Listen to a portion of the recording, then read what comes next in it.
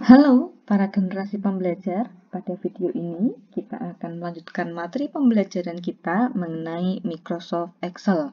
Sebelum kita membahas lebih lanjut mengenai rumus-rumus yang bisa kita gunakan dalam Microsoft Excel, ada beberapa hal yang perlu kita perhatikan sebelum bekerja dengan Microsoft Excel. Salah satunya adalah pengaturan region atau wilayah. Region adalah kotak dialog yang berisi pengaturan bahasa, angka, tanggal, dan waktu.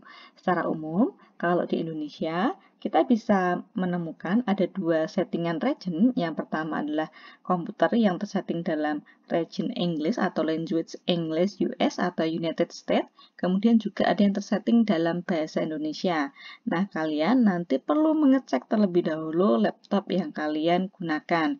Jadi, kalau dalam bahasa Inggris, simbol desimal itu menggunakan tanda pemisah titik. Jadi misalnya 7,5 akan ditulis dengan 7,5, sedangkan dalam bahasa Indonesia akan ditulis 7,5.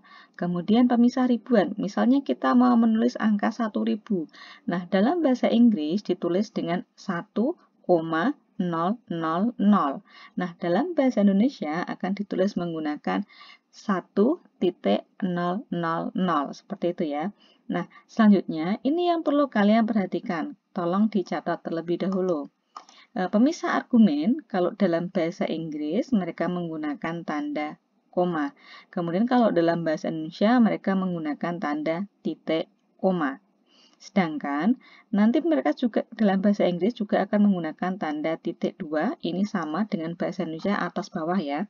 Nah, bagaimana penggunaannya? Kalau masih bingung, akan kita pelajari hari ini.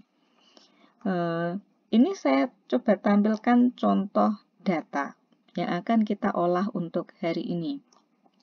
Jadi misalnya saya punya daftar nilai siswa kelas 10, ada mata pelajaran matematika, bahasa Indonesia, dan bahasa Inggris. Nah, sebelum lebih jauh, kita juga akan belajar untuk mengatur format atau layout dari tampilan Microsoft Excel. Misalnya tulisannya seperti ini. Jadi, mata pelajaran yang pertama tadi adalah matematika. Seperti ini ya. Nah, ini kalau kita lihat kan tidak muat, maka kita harus menggeser kolom B ini agar lebih luas. Nah, kita tidak bisa menggesernya di bagian tengah sini, tetapi kita harus menggeser di bagian atas antara B dan C. Ini ada garis tipis, maka kita tarik garis. Kemudian kita geser.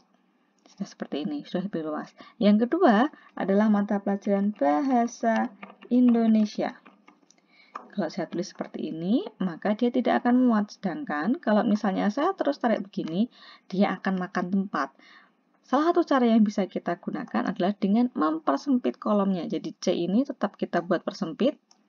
Tapi bagaimana caranya agar dia kemudian bisa tampil utuh? Kita bisa menggunakan wrap text. Jadi di bagian sini ada yang namanya wrap text.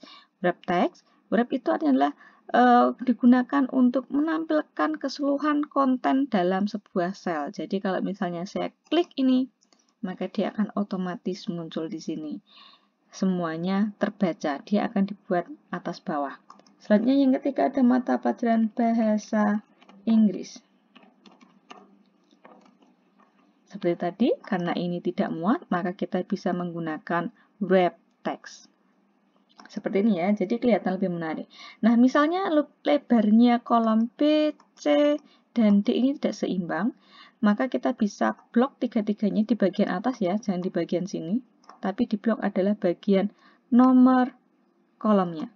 Kolom B, C, dan D. Kemudian kita geser. Maka mereka akan memiliki lebar yang sama. Oke, selanjutnya, yang bagian ini tadi saya belum sempat menjelaskan ya. Jadi mulanya, tulisannya seperti ini, daftar nilai siswa kelas 10. Tetapi agar beberapa sel ini kan ada sel 1, 2, 3, 4, 5, dan 6, agar jadi satu, maka ini saya blok. Kemudian saya gunakan merge and center.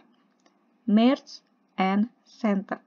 Nah, ini fungsinya adalah untuk menggabungkan beberapa sel menjadi satu buah sel saja, seperti ini. Jadi tergabung, kemudian dia ada di tengah, seperti itu ya. Oke, kita langsung pada materi kita hari ini.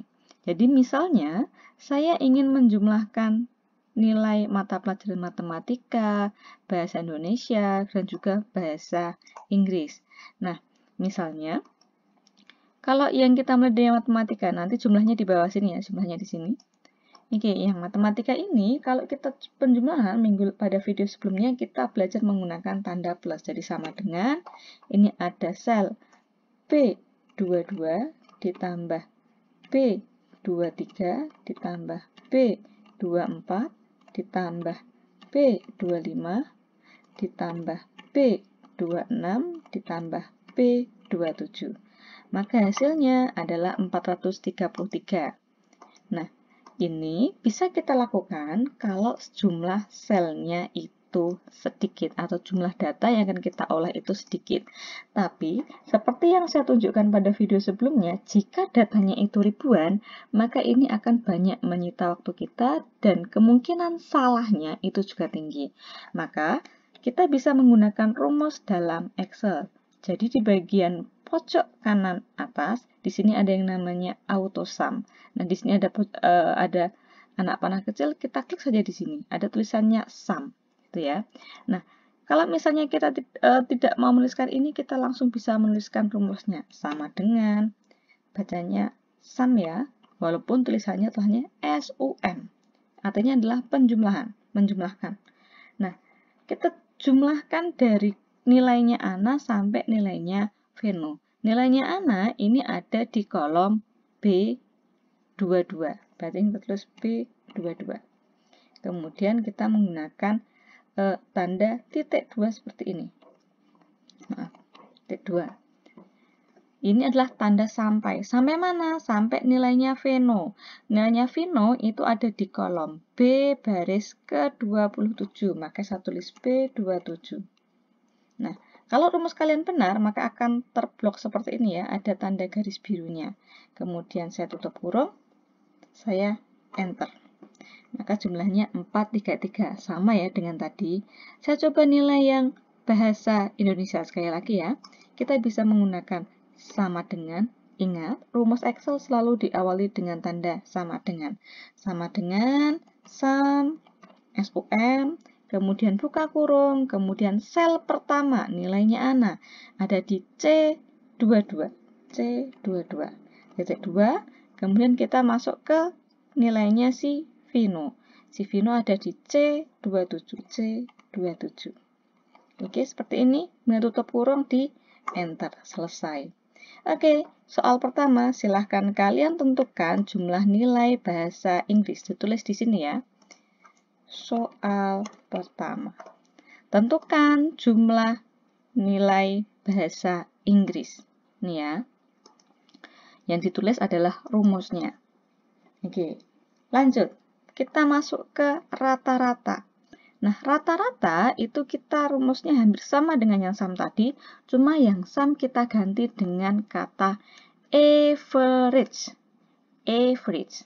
Sama dengan tulisannya average ya, bacanya average, rata-rata. Buka kurung, kita mulai dari sel pertama tadi, nilainya Ana ada di sel B22, B22. Sampai yang terakhir nilainya Vino ada di B27, B27. Tutup kurung, enter, selesai. Oke, next, kita coba yang bahasa Inggris. Di sini ada nilainya Ana sampai Beni, Cici, Danur, Egi, dan Vino sama dengan average, average, buka kurung, nilainya Ana ada di D22, D22 sampai ke D27. Oke, seperti ini, klik enter, selesai. Ini adalah rata-ratanya. Kalau kalian tidak percaya, kalian bisa ngecek pakai kalkulator ya. Nah, selanjutnya soal kedua, ini adalah tugas kalian. Soal 2. Tentukan rata-rata dari keseluruhan nilai bahasa Indonesia. Oke, selanjutnya kita masuk ke yang ketiga. Next, nilai tertinggi. Kita bisa ngecek manual seperti ini. 56, 65, 78, 4, 80, 90, dan sebagainya. Nah, tapi kalau datanya banyak, sekali lagi, kalau datanya banyak, kita akan kesusahan untuk mengolahnya. Berarti, kalau di sini kita tinggal menghitung saja sama dengan tertinggi. Tertinggi itu bahasa Inggrisnya maximum. Berarti kita menggunakan rumus max. Jangan lupa sama dengan ya. Sama dengan max, M-A-X, buka kurung. Baca sel pertama nilainya anak ada di D22 sampai D27 sampai ke nilainya, maaf D. Ini A ya. A22, maaf. B22 sampai B27.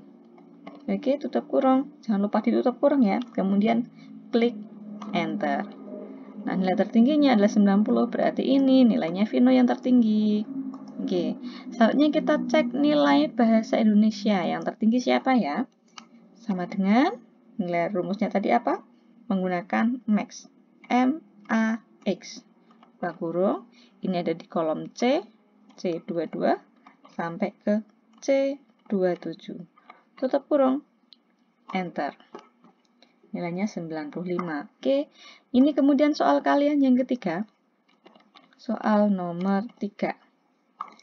Tentukan nilai tertinggi bahasa Inggris. Ini ya, nomor 3. Rumusnya ya. Nah, yang terendah. Kalau tadi tertinggi itu adalah rumusnya menggunakan max, kalau yang terendah kita menggunakan min. Sama dengan min, buka kurung, misalnya ini P22 sampai P27, tutup kurung, enter. Oke, selesai ya. Yang kedua, nilainya bahasa Inggris ini, tentukan lagi.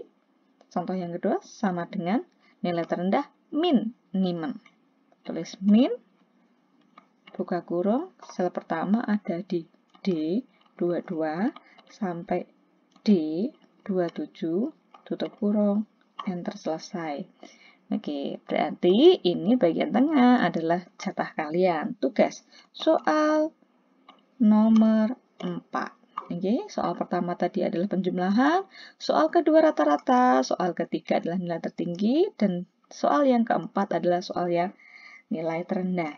Nah, selanjutnya kita akan mengisi pada kolom bagian kanan. Ini belum terisi ya.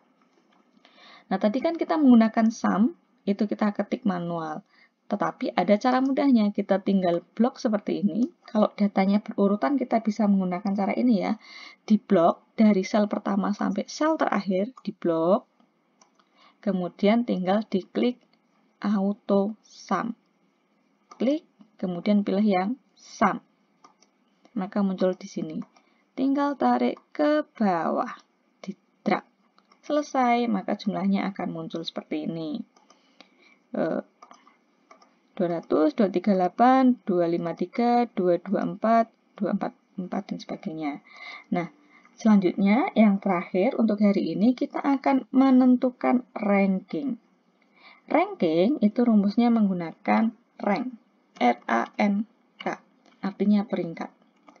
Misalnya, kita mau melihat peringkatnya Ana.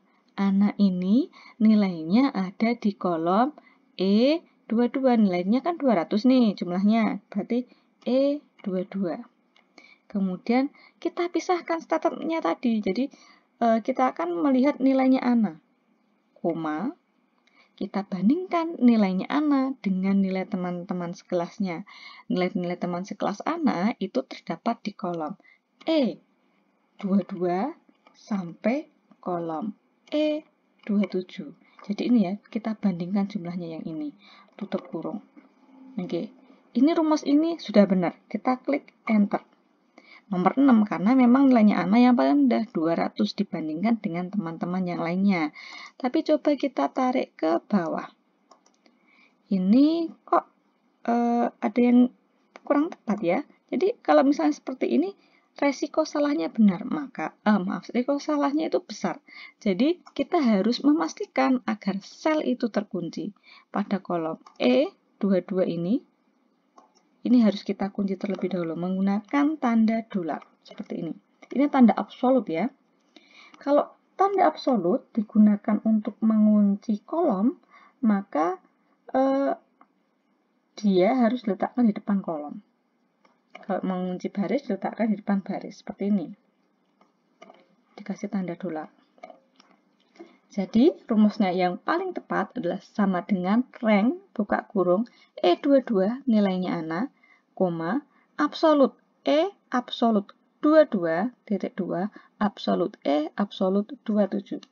Saya klik enter. Seperti ini, saya tarik ke bawah. Ini baru nilai yang tepat. Gitu ya. Tuh. Memang yang ini agak rumit, tapi kita belajar sedikit demi sedikit. Minggu depan kita coba lagi. Oke, demikian saja materi kita untuk hari ini. Jangan lupa dikerjakan tugasnya. Ada 4 nomor saja. Ada soal nomor 1, penjumlahan, rata-rata, nilai tertinggi, dan nilai terendah. Oke, demikianlah materi pembelajaran hari ini. Saya cukupkan. Sampai jumpa.